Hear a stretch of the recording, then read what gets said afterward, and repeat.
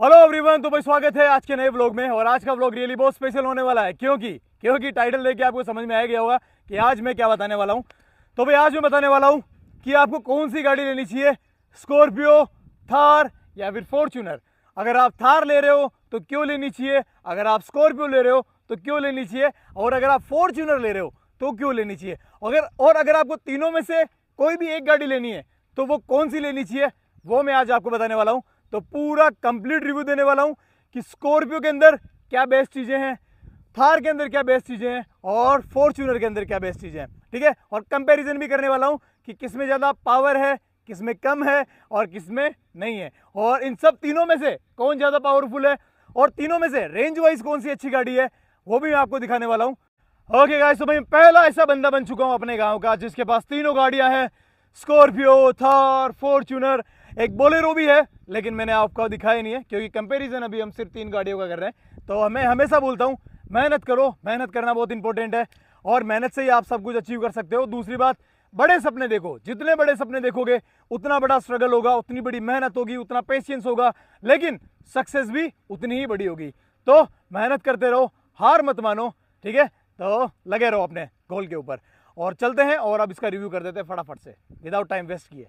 तो भाई स्टार्ट करते हैं। सबसे पहले स्कॉर्पियो के बारे में बता देता हूँ। इसका लुक्स तो मैं क्या, पूरी दुनिया देख रही है और आप लोग भी देख रहे हैं। और थार का लुक, लगभग दोनों का ही लुक बेटर है। अभी अपन उसको साइड में रखेंगे, ठीक है, फॉर्च्यूनर को। पहले कंपैरिजन में दे देता हूँ कि आपको ये लेनी चाहिए या ये, इसमें क्या चीज़ खास है और इसमें क्या चीज़ खास है। सबसे पहली बात है उसका, सबसे पहले अपन माइनस पॉइंट की बात कर लेते हैं। इसका माइनस पॉइंट ये है कि इसके अंदर सिर्फ और सिर्फ 4 सीटर गाड़ी है और ये 7 सीटर है। ठीक है, सबसे पहली बात ये होगी। और प्राइस की अगर बात करेंगे तो दोनों लगभग लगभग सिमिलर है। अगर आप कहीं जाओगे लेने तो आपको कंफ्यूजन होगा कि भाई ये लें या वो ले, तो इसीलिए मैं ये वीडियो बना रहा हूँ। तो प्राइस दोनों की लगभग सिमिलर है, आपको ज़्यादा इसमें अंतर देखने को नहीं मिलेगा। अब सुविधा की बात करते हैं। ये 4x2 है, ये 4x4 है। ठीक है, तो यहाँ अगर अपन पावर देखेंगे तो पावर आपको इसमें ज़्यादा देखने को मिलेगी अगर आप इसका मुकाबला पावर इससे करवाते हो। ठीक है, तो पावरफुल ये रहेगी क्योंकि ये 4x4 है और ये 4x2 है। बैठने का जो स्पेस है वो आपको इसमें ज़्यादा मिल जाएगा और इसमें आपको कम मिलेगा। अगर आप थार लेते हैं तो देखो, सबसे पहले मैं आपको फीचर्स दिखा देता हूँ और दोनों का इंटीरियर दिखा देता हूँ, उसके बाद दूसरी बात करेंगे। ओके, आ जाओ फटाफट आ जाओ। ओके, तो भाई लगभग वॉश नहीं हो रखी है क्योंकि इतना टाइम हमें मिलता नहीं कि इनको वॉश करवा लें। काफ़ी टाइम से फार्म हाउस की तरफ भी पड़ी थी, तो अंदर से मैं दिखा देता हूँ। तो एक बार पूरा कैमरा अंदर से दिखा दें।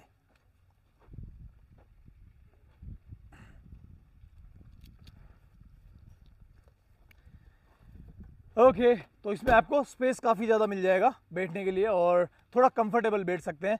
और सिर्फ मतलब जितने भी पैसेंजर है वो आराम से बैठ सकते हैं, लेकिन इसके अंदर सिर्फ ड्राइवर आराम से बैठ सकता है, बाकी सब परेशान रहेंगे। ठीक है, और हाँ, अगर आप सिर्फ 2 बंदे हो अपनी फैमिली के अंदर या ग्रुप के अंदर और दो के लिए ले रहे हो तो आपके लिए थार बेस्ट रहेगी क्योंकि पावरफुल भी है, लुकिंग में अट्रैक्टिव भी है, सब कुछ है, तो इस पर आप जा सकते हो।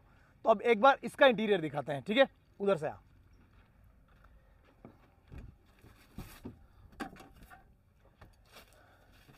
ओके गाइस, तो भाई इसका इंटीरियर दिखा देते हैं। ये आपको ऑटोमेटिक का मिलेगा, मैनुअल, मतलब जो भी मेरे को अभी इतना फीचर्स मेरे को पता नहीं क्योंकि मैं इसको बहुत कम चलाता हूँ, क्योंकि मोस्टली मैं चलाता हूँ फॉर्च्यूनर। ठीक है, मेरे को वो सबसे ज़्यादा सेफ गाड़ी लगती है और पावरफुल भी लगती है। ठीक है, तो अभी देखो इसमें पन्नियाँ भी नहीं उतारी है क्योंकि अभी तक ये बहुत कम, और इसकी पावर लगभग लगभग आप मान के चलो फॉर्च्यूनर को भी टक्कर देती है। अगर फॉर्च्यूनर में 100% पावर है तो इसके अंदर 80% पावर है कंपेरिजन फॉर्च्यूनर से।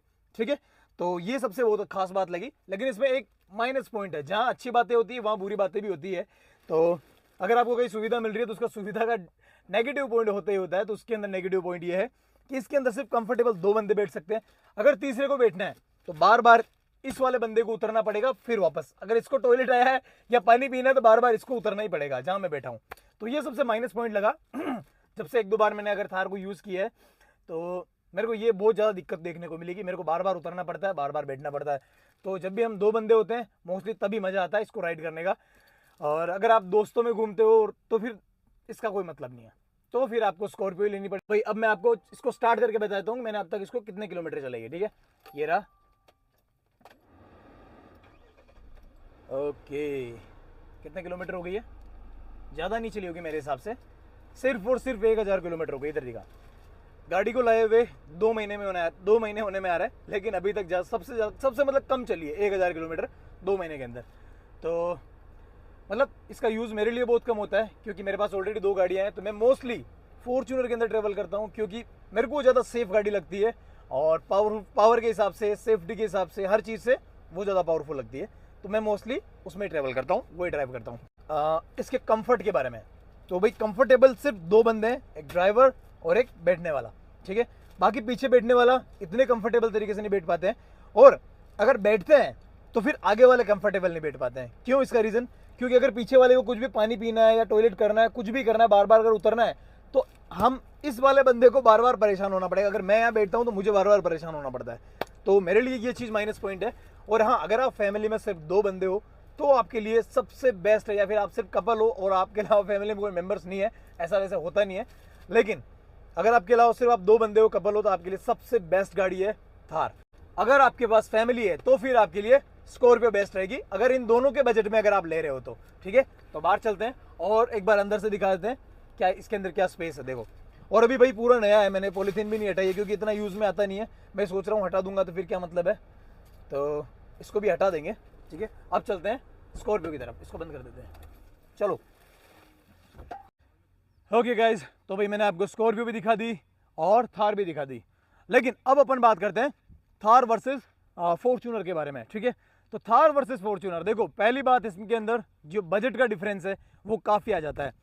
एक थार अगर आप खरीदने जाओगे और एक फॉर्च्यूनर आप खरीदने जाओगे, तो फॉर्च्यूनर के बदले में आपको 3 थारें खरीद सकते हो, ठीक है। इतना अंतर है, ये 60 लाख है और ये 20-21 लाख है, तो इतना डिफरेंस आता है।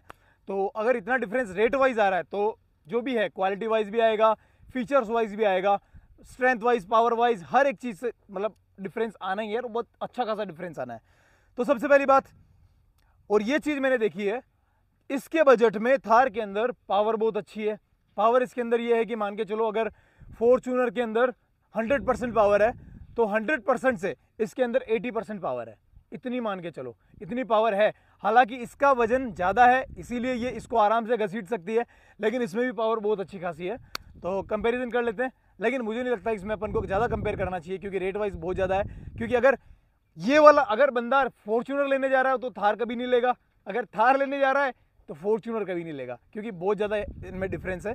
तो आप कमेंट करके जरूर बताना कि आपकी कौन सी फेवरेट गाड़ी है, और अभी आपके पास कौन सी गाड़ी है, और आपको कौन सी गाड़ी अच्छी लगती है, कंफर्टेबल कौन सी है, फीचर्स वाइज कौन सी अच्छी है, तो कमेंट जरूर करें। तो भाई स्कॉर्पियो के आप नंबर देख सकते हो 8777, फॉर्च्यूनर के आप नंबर देख सकते हो 8777, ठीक है। आपको क्या लगता है, गैस करो कि भाई थार का क्या नंबर आया, ये देखो, ठीक है। तो भाई मैं आपको दिखाने वाला हूँ कि इसका क्या नंबर लिया मैंने, ये भी मेरा स्पेशल नंबर है, तो आप सबके सामने दिखाता हूँ। और आपका क्या फेवरेट नंबर है वो भी मुझे कमेंट करना। तो फाइनली टाइम लगा, एफर्ट्स लगे, लेकिन मैंने तीनों गाड़ियों के नंबर सेम चूज किए हैं। ये देखो 8777 RJ06, बस मेरे को सिर्फ इतना सा चेंज मिला CH, क्योंकि इतना तो डिफरेंस आएगा ही आएगा। मैंने बहुत कोशिश कर ली, मुझे ये डिफरेंस नहीं कवर कर पाया, तो फाइनली इतना डिफरेंस तो आएगा ही आएगा CH का। मैंने बहुत कोशिश कर ली इसको निकालने की, लेकिन वो नंबर नहीं आया UC या UB, ठीक है, क्योंकि फिर तो बिल्कुल सेम हो जाता। तो अभी अपन इसको लगा देते हैं।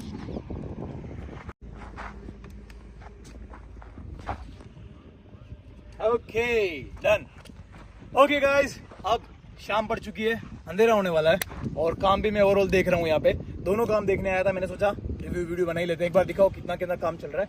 उधर से देखो, उस तरफ, इधर से ये सारी मैं नई मिट्टी डलवा रहा हूँ, उपजाऊ मिट्टी, ताकि मैं इस बारिश के मौसम में कम से कम भी 2000-3000 पौधे लगा सकूँ और पूरा ग्रीन कर सकूँ यहाँ पे, ठीक है। तो ये मैं मिट्टी खरीद के डलवा रहे हैं यहाँ पे, मतलब बहुत कॉस्टली आ रही है मिट्टी।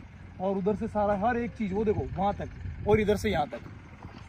उधर क्या काम चल रहा है मैं बताता हूँ। उधर हम एक बड़ा खड्डा खोद रहे हैं, जिसके अंदर पानी के, जो बारिश का पानी होगा उसको हम स्टोर करेंगे, और फिर गर्मियों के दिनों में पौधों के अंदर डालेंगे, ताकि उससे बारिश के पानी से पौधे बहुत अच्छी तरीके से ग्रो करेंगे। ओके, लव यू ऑल और बाय, मेहनत करो, आगे बढ़ो।